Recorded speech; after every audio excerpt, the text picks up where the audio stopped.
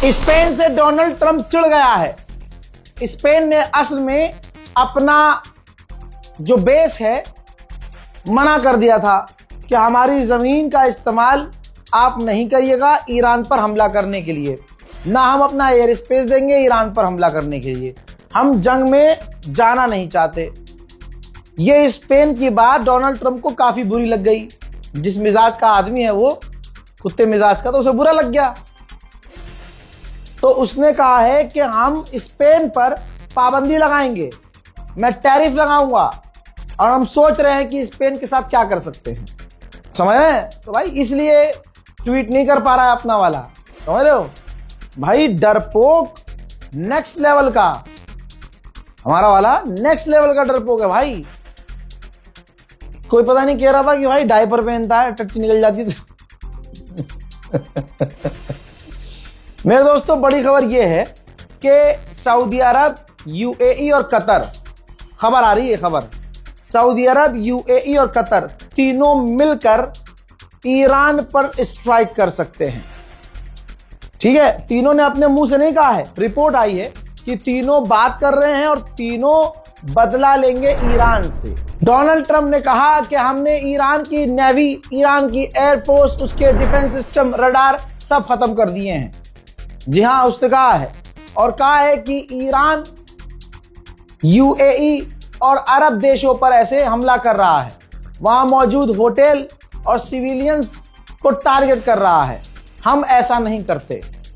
हालांकि ये गुलाबी सुअर ये नहीं बोल रहा कि तुम ऐसा नहीं करते, बल्कि ये बोलो कि तुम्हारे अलावा कोई ऐसा नहीं करता। ईरान में 160 लड़कियों के हॉस्टल पर तुमने हमला किया और 160 लड़कियां शहीद हो गई, दुनिया देख रही है। वहीं इसने ये भी कह दिया है कि हम कुछ नहीं कर रहे हैं, अरब देश अब खुद ईरान को जवाब दे रहे हैं। दुनिया में टेंशन हो गई है क्योंकि ईरान के हमलों की वजह से तेल के दाम बढ़ गए हैं।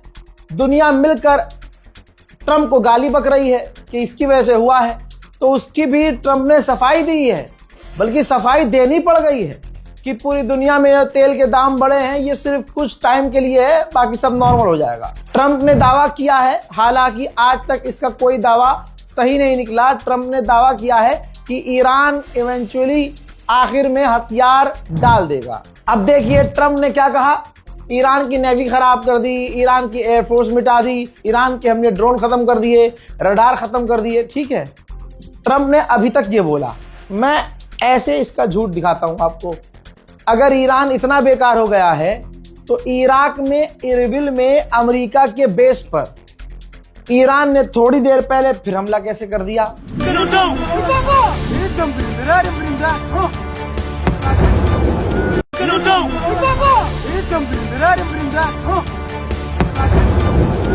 बहुत जल्दी ऐलान कर रहा हूं, मैं भी, सुन लीजिए। ईरान के सुप्रीम लीडर नए बहुत जल्दी चुने जा सकते हैं। वोटिंग फाइनल स्टेज पर है और ये वोटिंग किसी हॉल में एक साथ फिजिकली बैठ के नहीं हो रही है, रिमोटली हो रही है, यानी ऑनलाइन हो रही है। सारे लीडर अलग अलग जगह बैठे हैं। इजराइल ने जो दावा किया कि हमने वो बिल्डिंग उड़ाई जिस बिल्डिंग में वोटिंग होती है सुप्रीम लीडर के बनाने के लिए, सुप्रीम लीडर को चुनने के लिए, तो दोस्तों उस बिल्डिंग में कंफर्म हो गया है कोई भी ऑफिशियल नहीं था, खाली बिल्डिंग थी। ब्रिटेन ने दिखाया है, ये जारी की है ब्रिटेन ने तस्वीर की, जॉर्डन के ऊपर हमने ईरान के एक ड्रोन को अपने F-35 से मारकर गिराया है। यही है भाई साहब ताकत ईरान की।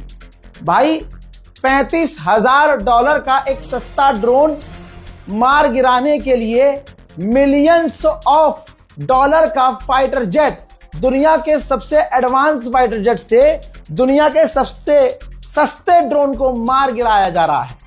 यह है ईरान। कहा जा रहा है कि इजराइल अपना एयर स्पेस थोड़ा सा, पूरा नहीं, इजराइल अपना एयर स्पेस थोड़ा सा खोलने की तैयारी में है ताकि जो वापस आना चाहते हैं यहूदी इधर उधर जो फंसे हुए हैं वो वापस आ सकें। हजरात, ईरान की मिसाइलों की जो साइट्स हैं उस पर बड़ी तबाही मची है। सैटेलाइट इमेज है, प्रूफ दिखा रहा हूं, अपनी आंखों से देख लीजिए। ईरान की जो सैटेलाइट इमेज है वो दिखा रही है कि ईरान के जो मिसाइल वाले एरिया हैं, जहां से ईरान मिसाइल लॉन्च करता है, रॉकेट लॉन्च करता है, वहां पर तबाही मची है, जला कटा आपको नजर आ रहा होगा। अमेरिका और इजराइल ने मिलकर ईरान की मिसाइल्स को निशाना बनाया है, मिसाइल लॉन्चर्स को निशाना बनाया है। इजराइल ने लेबनान के एक ऑफिशियल थे, कुछ फोर्स के कमांडर जो लेबनान के लिए थे लेकिन तेहरान में थे, तो इजराइल ने बताया कि हमने उनको निशाना बनाकर कत्ल कर दिया है। इजराइल ने ईरान को या ईरानी फाइटर्स को अगले 24 घंटे तक का समय दिया है कि जो भी ईरानी या ईरान का लड़ाका लेबनान में है, अगले 24 घंटे के अंदर वो लेबनान खाली कर दे, वरना अगले 24 घंटे के बाद उन पर हमला कर दिया जाएगा। ओमान ने कहा है कि अभी भी हम चारों तरफ से सबके टच में हैं, लगातार बात चल रही है और अभी भी मौका है कि बातचीत करके सीज फायर हो सकता है। लीजिए, इजराइल ने माना है कि हमने ईरान की जिस बिल्डिंग को निशाना बनाया जहां सुप्रीम लीडर के लिए चुनाव होता है, उस बिल्डिंग में कोई नहीं था जब हमने हमला किया, कोई भी लीडर नहीं था। उस बिल्डिंग में सिर्फ वही लोग थे जो वोट गिनते थे, वोट की काउंटिंग करते थे। तो वहीं की मौत हुई है जो वोट की काउंटिंग करते थे। कोई लीडर, कोई मौलवी, कोई मौलाना मारा नहीं गया है। यूएई के एयर डिफेंस सिस्टम बार बार फेल हो रहे हैं। तस्वीर देख लीजिए, शाहिद ईरान का ड्रोन बड़े तमीज से लहराता हुआ आ रहा है। ये यूएई का इलाका है, अमेरिका और यूएई नहीं रोक पाए और जाकर डायरेक्ट हिट हुआ है यूएई में। ईरान के आईआरजीसी के कमांडर ने बहुत बड़ी धमकी दी है, इशारे इशारे में कहा है कि हमें पता है कि नेतन्याहू कहां मीटिंग करता है। तो ये ईरान इशारा कर रहा है कि नेतन्याहू को दोबारा निशाना बनाया जा सकता है। तुर्की के विदेश मंत्री ने कहा है कि ईरान की स्ट्रेटेजी खतरनाक है। ईरान जिस स्ट्रेटेजी पर काम कर रहा है वो हमें पता है। वो स्ट्रेटेजी ये है कि हम तो डूबेंगे लेकिन तुम्हें साथ लेके डूबेंगे। इसीलिए ईरान आसपास के देशों पर हमला कर रहा है और खासकर ऑयल रिफाइनरी और उनकी एनर्जी साइट पर हमला कर रहा है। ऐसा करने से पूरा इस जंग का और अमेरिका और ईरान और इजराइल की जंग का इफेक्ट पूरी दुनिया पर पड़ेगा और दुनिया पर प्रेशर बनेगा। तो ईरान को जो खोना था खो दिया, जंग करो या मरो की लड़ाई में आगे बढ़ रहा है। हजरात मोहतरम, मैंने हमेशा कहा कोई ईरान का साथ नहीं देगा, ईरान आखिर में अकेला रहेगा। आप लोगों को खुदा का वास्ता है, बताइए 1.5 महीने से यह बात मैं बोल रहा था कि नहीं बोल रहा था? वही हुआ। अब देख लीजिए, तुर्की, बड़ा तुर्की तुर्की करते हैं ना आप। तुर्की के विदेश मंत्री ने कहा कि ईरान जो आसपास के देशों पर हमला कर रहा है, अरबों पर हमला कर रहा है, हमारी नजर में वो गलत है। ईरान को ऐसा नहीं करना चाहिए। अच्छा, बहुत बढ़िया, तुम उनके सुप्रीम लीडर को मार दो, ठीक। अरे छोड़ो सब, अगर रजब तैयब एर्दोगान को कोई मार दे तो तुम क्या करोगे? बौखला जाओगे ना, पागल हो जाओ। तो ईरान बौखलाया हुआ है और ईरान के पास अब खोने के लिए कुछ है नहीं। लेकिन आप तुर्की का दोगलापन देखिए। जंग से पहले बयानात दे रहा था ये कि ईरान हमारा भाई है, ईरान हमारा ये है, ईरान हमारा वो है, और जब हमला हो गया तो अब पता है कि नेटो का मेंबर है तुर्की, जिस नेटो के अंदर अमेरिका भी है, और अमेरिका से F-35 लेना चाहता है, खरीदना चाहता है तुर्की। तो वो ऐसी बात करेगा ही नहीं जिससे ट्रंप नाराज हो जाए। समझ में आ गई?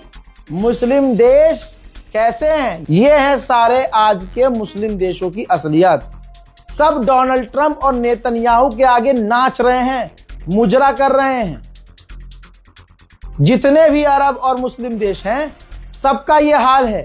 आप कहेंगे भाई वो हमारा भाइयों बहनों कहां है? भाई वो भी है इसके अंदर। असल में वो ये वीडियो बना रहा है मोबाइल से। स्ट्रेट ऑफ हॉर्मूज को ईरान ने बंद कर दिया है, तो अमेरिका सोच रहा है कि स्ट्रेट ऑफ हॉर्मूज में भारी तैनाती की जाए। जो समुद्री जहाज जा रहा हो उसके साथ अमेरिका के वॉरशिप और नेवी शिप भेजी जाए, बंदूक लेके, तोपे वोपे लेके पूरा उनको रेस्क्यू करके वहां से निकाला जाए। रिपोर्ट अब ये आई है, बहुत बड़ी रिपोर्ट है, शॉर्ट में बता रहा हूं। कि इजराइल अमेरिका के बिना ईरान पर हमला नहीं करता। नेतन्याहू को अमेरिका से परमिशन चाहिए ही चाहिए थी।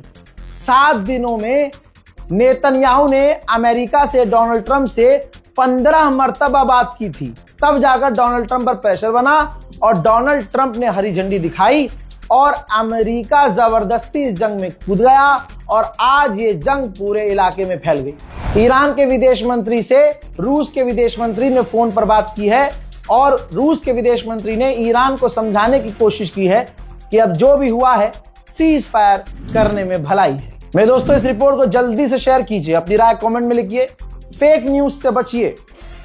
मैं बार बार बोल रहा हूं, ऐसे भी मैंने फेसबुक पेज देखे हैं, ऐसे भी यूट्यूबर्स जिनके थंबनेल हमारे जैसे हैं, ऐसा लग रहा है कि हमें ही कॉपी किया है, लेकिन खबरें उनकी, खबरों का सोर्स इतना है और 4 बातें अपनी मन की लगा के बताई गई है।